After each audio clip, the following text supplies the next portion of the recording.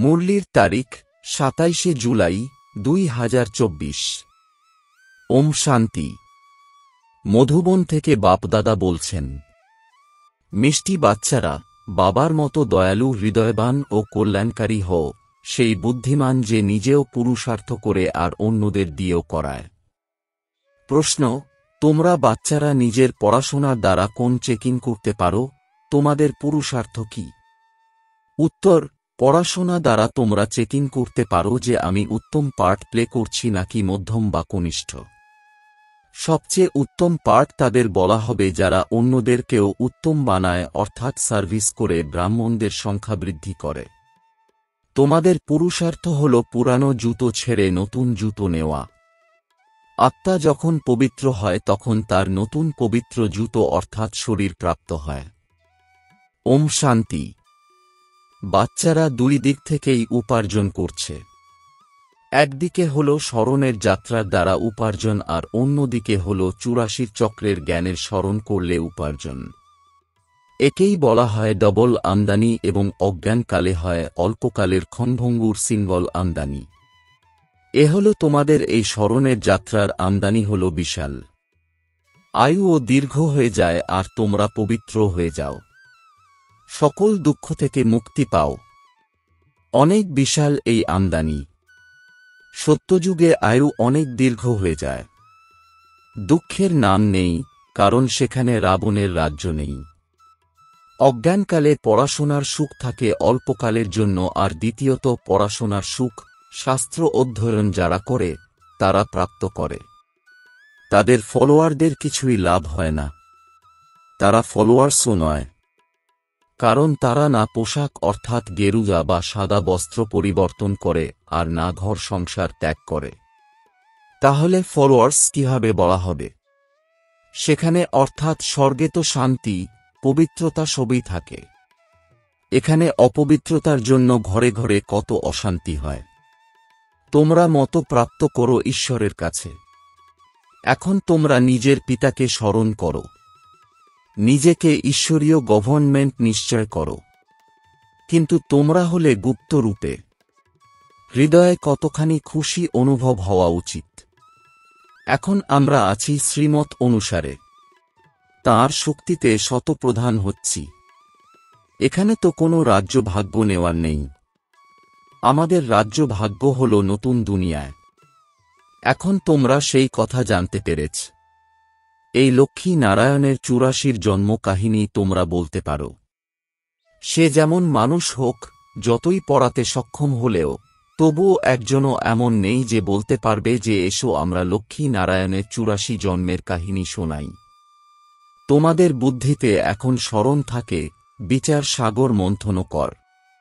এখন তোমরা হলে জ্ঞান সূর্যবংশী। তারপরে সত্যযুগে বলা হবে বিষ্ণুবংশী। জ্ঞান সূর্য প্রকট হয়েছেন।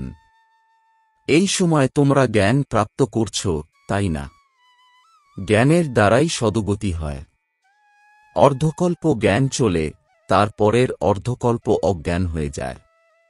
এও ড্রামাতে নির্ধারিত রয়েছে। তোমরা এখন বুদ্ধিমান হয়েছ। যত তোমরা বুদ্ধিমান হও অন্যদেরও নিজের মতন করার পুরুষার্থ করো। তোমাদের বাবা হলেন দয়ালু, কল্যাণকারী, অতএব বাচ্চাদেরও এমন হতে হবে। বাচ্চারা কল্যাণকারী না হলে তাদের কি বলা হবে? দাওয়াও হয়, সাহসী বাচ্চাদের ঈশ্বর পিতার সহায়তা প্রাপ্ত হয়, অর্থাৎ হিম্মতে বচ্চে মদ দে বাপ। এও নিশ্চয়ই চাই। তা না হলে উত্তরাধিকার প্রাপ্ত হবে কিভাবে? সার্ভিস অনুযায়ী তো উত্তরাধিকার প্রাপ্ত হয়। তোমরা হলে ঈশ্বরীয় মিশন, তাই না? যেমন খ্রিস্টান মিশন, ইসলামী মিশন হয়, তারা নিজেদের ধর্মের বৃদ্ধি করে। তোমরা নিজের ব্রাহ্মণ ধর্ম ও দৈবী ধর্মের বৃদ্ধি করো। ড্রামা অনুসারে তোমরা বাচ্চারা অবশ্যই সহযোগী হবে। কল্পপূর্বে যা পার্ট প্লে করেছিলে সেসব অবশ্যই প্লে করবে।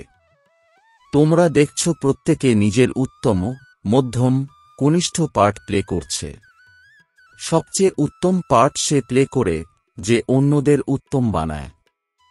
অতএব সকলকে বাবার পরিচয় দিতে হবে এবং আদি মধ্য অন্তের রহস্য বোঝাতে হবে। ঋষিমুনিরা নেতি নেতি বলে গেছে। তারপরে বলে দিয়েছে ঈশ্বর সর্বব্যাপী, আর কিছু জানা নেই। ড্রামা অনুসারে আত্মার বুদ্ধিও তমপ্রধান হয়। শরীরের বুদ্ধি বলা হবে না। আত্মাতেই মন বুদ্ধি আছে। এই কথা ভালোভাবে বুঝে বাচ্চাদের চিন্তন করতে হবে। তারপরে বোঝাতে হবে। তারা শাস্ত্র ইত্যাদি শোনাবার জন্য দোকান খুলে বসে আছে। তোমাদেরও এ হলো দোকান। বড় বড় শহরে বড় দোকান চাই। যে বাচ্চারা তীক্ষ্ণ বুদ্ধি সম্পন্ন হয় তাদের কাছে অনেক খাজানা থাকে। এত খাজানা না থাকলে অন্যদের দেবে কিভাবে? নম্বর অনুযায়ী ধারণা হয়।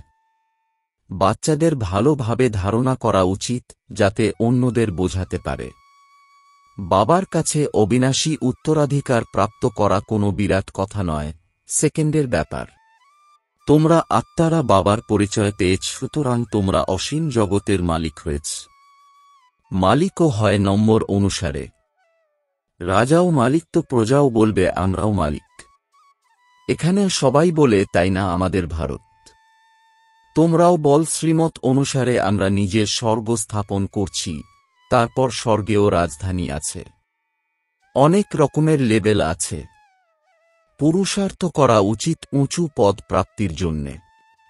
বাবা বলেন এখন পুরুষার্থ করে যত উঁচু পদ প্রাপ্ত করবে এবং তা কল্পকল্পান্তরের জন্য হবে। পরীক্ষায় কারো মার্কস কম হলে হার্ট ফেল হয়ে যায়। আর এ হল অসীম জগতের কথা। পুরো পুরুষার্থ না করলে মন খারাপও হবে, দণ্ড ভোগ করতে হবে। সেই সময় কি বা করতে পারবে? কিছুই না। আত্মা কি করবে? তারা তো জীবঘাত করে ডুবে মরে। এতে ঘাত ইত্যাদির কথা নেই। আত্মাকে কখনো ঘাত করা যায় না, আত্মা তো অবিনাশী। বাকি শরীরকে ঘাত করা যায়, যার দ্বারা পার্ট প্লে কর। এখন তোমরা পুরুষার্থ করছ এই পুরানো জুতো বা পুরানো দেহ ত্যাগ করে আমরা নতুন দৈবী দেহ প্রাপ্ত করি। এই কথাটিকে বলে আত্মা। যেমন ছোট বাচ্চারা বলে না যে আমাদের নতুন পোশাক দাও। আমরা আত্মা, আমাদেরও নতুন পোশাক অর্থাৎ দেহ চাই। বাবা বলেন তোমাদের আত্মা নতুন স্বরূপে পরিণত হলে তো নতুন শরীরের প্রয়োজন, তবেই তো শোভনীয় হবে। আত্মা পবিত্র হলে 5 তত্ত্ব নতুন হয়ে যায়। 5 তত্ত্বের দ্বারাই শরীর তৈরি হয়। যখন আত্মা শতপ্রধান হয় তখন শরীরও শতপ্রধান প্রাপ্ত হয়। আত্মা তমপ্রধান তো শরীরও তমপ্রধান। এখন দুনিয়ার সকল দেহধারী তমপ্রধান হয়েছে। দিন দিন দুনিয়া পুরানো হয়ে যাচ্ছে, পতনের দিকে এগিয়ে চলেছে। নতুন থেকে পুরানো তো সব জিনিসই হয়।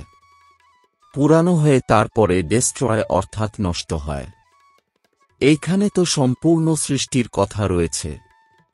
নতুন দুনিয়াকে সত্যযুগ, পুরানো দুনিয়াকে কলিযুগ বলা হয়।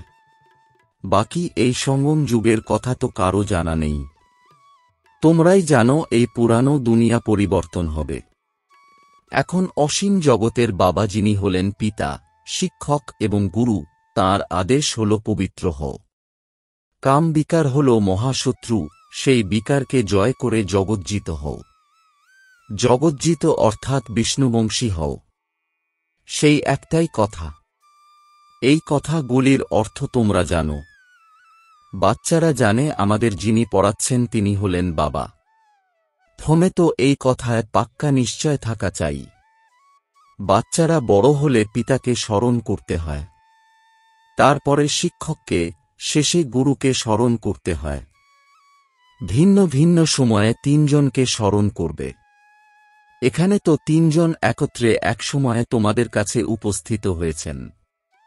পিতা, শিক্ষক, গুরু একজনই। তারা বানপ্রস্থের অর্থ বোঝে না। বানপ্রস্থে যেতে হবে, তাই তারা ভাবে গুরুর করা উচিত। 60 বছর বাদে গুরুর কাছে দীক্ষিত হয়। এই নিয়ম এখনই ক্রিয়েট হয়েছে।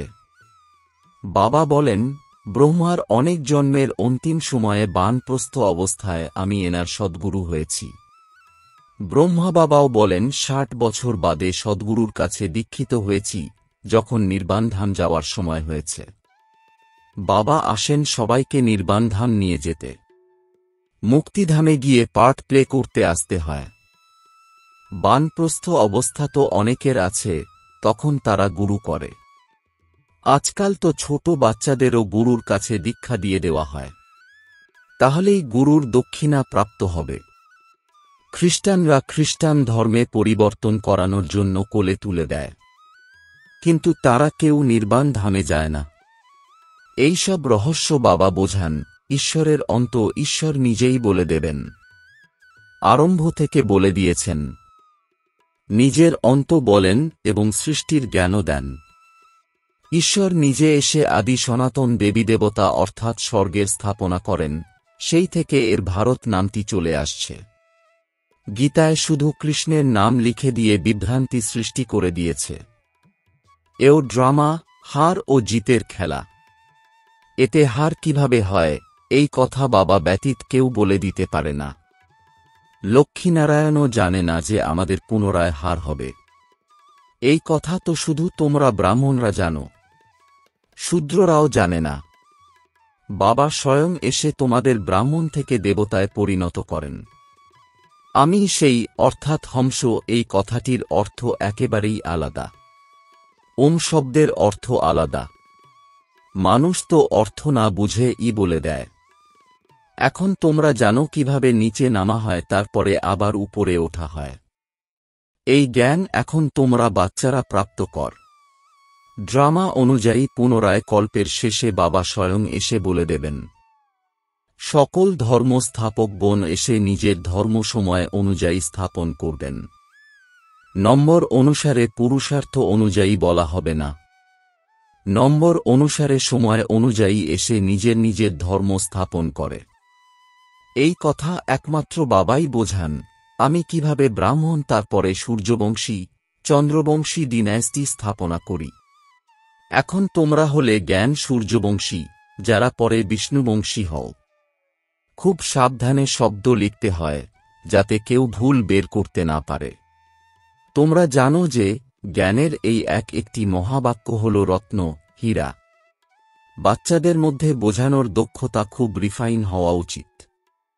ভুলবশত কোনো শব্দ মুখ থেকে বেরিয়ে গেলে তৎক্ষণাৎ ঠিক করে নিয়ে বোঝানো উচিত। সবচেয়ে কঠিন ভুল হল বাবাকে ভুলে যাওয়া। বাবা আদেশ করেন মামেকম স্মরণ করো। এই কথা ভোলা উচিত নয়। বাবা বলেন তোমরা হলে পুরাতন প্রেয়সী। তোমরা সবাই প্রেয়সী, তোমাদের সবার একমাত্র প্রিয়তম আছে। তারা তো একে অপরের চেহারা দেখে প্রেমিক প্রেমিকা হয়। এখানে তো প্রিয়তম একজনই। তিনি হলেন একজন।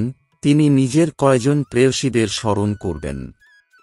অনেকের পক্ষে একজনকে স্মরণ করা তো সহজ কাজ, একজন অনেককে কিভাবে স্মরণ করবে? বাবাকে বলে, বাবা আমরা আপনাকে স্মরণ করি। আপনি কি আমাদের স্মরণ করেন? আরে স্মরণ তো তোমাদের করতে হবে, পতিত থেকে পবিত্র হওয়ার জন্যে। আমি কি পতিত হই যে স্মরণ করব? তোমাদের কাজ হল স্মরণ করা, কারণ পবিত্র হতে হবে। যে যত স্মরণ করে এবং ভালোভাবে সার্ভিস করে, তাদেরই ধারণা হয়। স্মরণের যাত্রা খুব কঠিন, এতেই যুদ্ধ লেগে থাকে। এমন নয় যে তোমরা ৮৪ চক্র ভুলে যাবে। তোমাদের কান স্বর্ণ পাত্র সম হওয়া উচিত।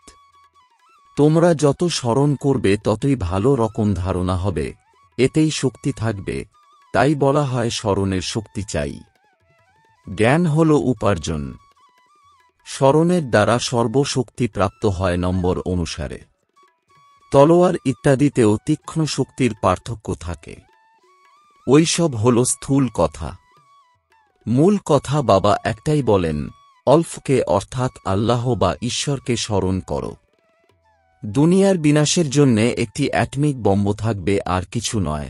তার জন্য না সেনা বাহিনী চাই, না ক্যাপ্টেন। আজকাল তো এমন তৈরি হয়েছে যে দূরে বসে বম্ব ফেলবে। তোমরা এখানে বসে বসে রাজ্য প্রাপ্ত কর, তারা ওইখানে বসে সবার বিনাশ করবে। তোমাদের জ্ঞান ও যোগ, তাদের মৃত্যুর সামগ্রী দুটোই সমান হয়ে যায়। এও হল খেলা। অভিনেতা তো সবাই, তাই না? ভক্তি মার্গ পূর্ণ হয়েছে, বাবা নিজে এসে নিজের এবং রচনার আদি মধ্য অন্তের পরিচয় দেন। এখন বাবা বলেন, তোমরা ব্যর্থ কথা শুনো না, তাই হিয়ার নো ইভিল। এই চিত্র বানানো হয়েছে। পূর্বে বানরের চিত্র ছিল, এখন মানুষের বানানো হয়, কারণ চেহারা মানুষের হলেও চরিত্র তো বানরের, তাই সমান তুলনা করা হয়েছে। এখন তোমরা কার সেনাবাহিনী? শিব বাবার। বানর স্বরূপ থেকে মন্দির স্বরূপ করছেন। কোথাকার কথা কোথায় নিয়ে যাওয়া হয়েছে? বানর কি সেতু নির্মাণ করতে পারে? এসব হল দন্ত কাহিনী, অর্থাৎ গল্প কথা। যদি কখনো কেউ জিজ্ঞাসা করে তোমরা শাস্ত্র ইত্যাদি বিশ্বাস করো, বলো বাদ। এমন কে আছে যে শাস্ত্র ইত্যাদি বিশ্বাস করে না? আমরা তো সবচেয়ে বেশি মানি। তোমরাও এত শাস্ত্র পাঠ করো না যত আমরা পড়ি। অর্ধকল্প আমরাই পড়েছি। স্বর্গে শাস্ত্র ভক্তি কিছুই থাকে না। বাবা কত সহজ করে বোঝান, তবুও নিজ সমান গড়ে তুলতে পারে না। সন্তান ইত্যাদির বন্ধন থাকার দরুন বাইরে বেরোতে পারে না। একেও বলা হবে ড্রামা। বাবা বলেন, 1 সপ্তাহ 15 দিন কোর্স করে নিজ সম পরিবর্তন করার কাজে নেমে পড়া উচিত। বড় বড় শহরে, রাজধানী ইত্যাদি স্থানে অনেক বড় বড় সেবা করা উচিত, তাহলে সংবাদপত্রেও বের হবে। বড় বড় ব্যক্তি না হলে কারো আওয়াজ শুনবে না। একজোট হয়ে অনেক বড় সেবা করো, তাহলে অনেকে এগিয়ে আসবে। বাবার ডাইরেকশন তো পেয়েছ, তাই না? আচ্ছা, মিষ্টি মিষ্টি প্রশিক্ষার্থী বাচ্চাদের মাতাপিতা বাপদাদার স্মরণসহ স্নেহসুমন আর সুপ্রভাত। আত্মিক পিতার আত্মিক বাচ্চাদেরকে জানাচ্ছি নমস্কার। ধারণার জন্যে মুখ্য সার: 1. জ্ঞান এবং যোগের দ্বারা নিজের বুদ্ধিকে রিফাইন বানাতে হবে। বাবাকে ভুলে যাওয়ার ভুল কখনো করবে না। প্রেয়সী রূপে প্রিয়তমকে স্মরণ করতে হবে। 2. বন্ধন মুক্ত হয়ে নিজ সম বানানোর সেবা করতে হবে। উচ্চ পদের প্রাপ্তির জন্য পুরুষার্থ করতে হবে। পুরুষার্থের বিষয়ে কখনো হতাশ হবে না। বরদান: 1 মিনিটের একাগ্রস্থিতির দ্বারা শক্তিশালী অনুভব করা এবং অন্যদেরকে করানো একান্তবাসী ভব। এর বিস্তার: একান্তবাসী হওয়া অর্থাৎ যেকোনো একটি শক্তিশালী স্থিতিতে স্থিত হওয়া। বীজরূপ স্থিতিতে স্থিত হয়ে যাও বা লাইট মাইট হাউসের স্থিতিতে স্থিত হয়ে বিশ্বকে লাইট মাইট দাও, অথবা ফরিস্তাভাবের স্থিতির দ্বারা অন্যদেরকে অব্যক্ত স্থিতির অনুভব করাও। 1 সেকেন্ড বা 1 মিনিটও যদি এই স্থিতিতে একাগ্র হয়ে স্থিত হয়ে যাও তো নিজের এবং অন্য আত্মাদের অনেক উপকারে আসবে। কেবল এর প্র্যাকটিস চাই। স্লোগান: ব্রহ্মচারী হল সে যার প্রতিটি সংকল্প, প্রতিটি শব্দে পবিত্রতার ভাইব্রেশন সমাহিত হয়ে আছে। ওম শান্তি।